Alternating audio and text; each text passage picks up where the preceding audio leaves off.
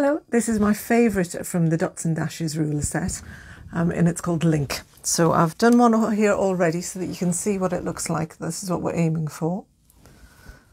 And I'm going to deconstruct this a little bit so that you can see what to do. So the first thing you do is you make the arches overlap the way you did on the first one.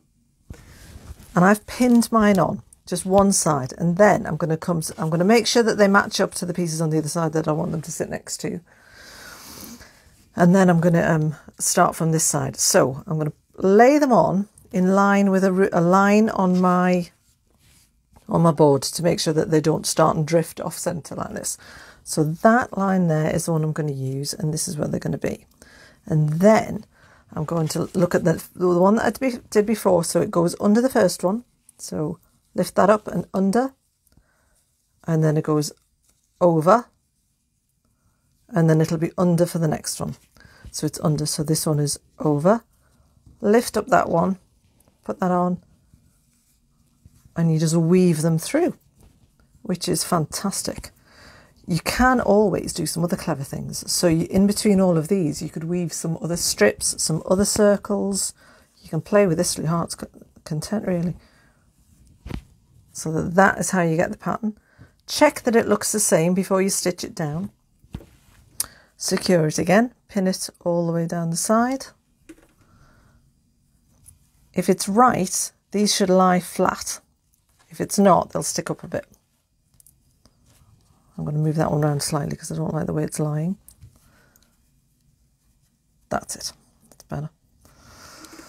And then I'm going to stitch them down one side, down the other side, and then put them together, and you get this amazing link pattern.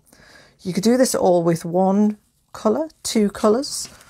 You could do something like a black and white one. So if colour's not your thing, then this is absolutely fine. You can just go with the pattern.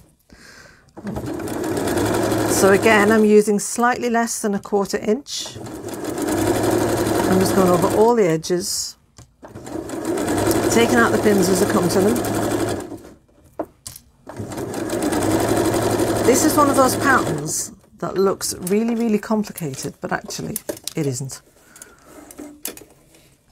When I've got to the end, I'm not even cutting the thread. I'm just going to pull it across, out of the way, needle in.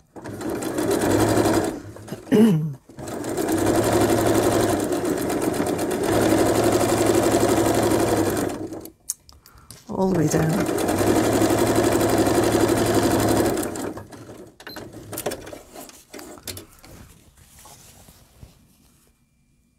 Now, to cover the edges, you have a choice. You can start and do them now. So you can either do zigzag all over the edges, or one of the other fancy embroidery stitches that you've got, or you can quilt it.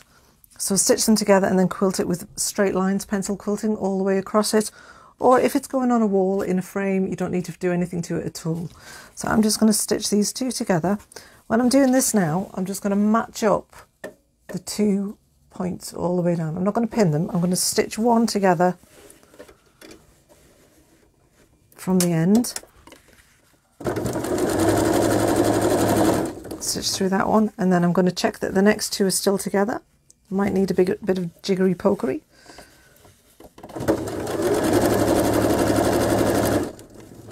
And then just gradually ease them together as I go down the side.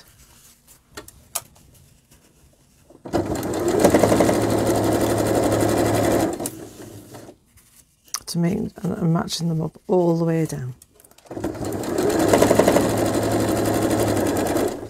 Oops.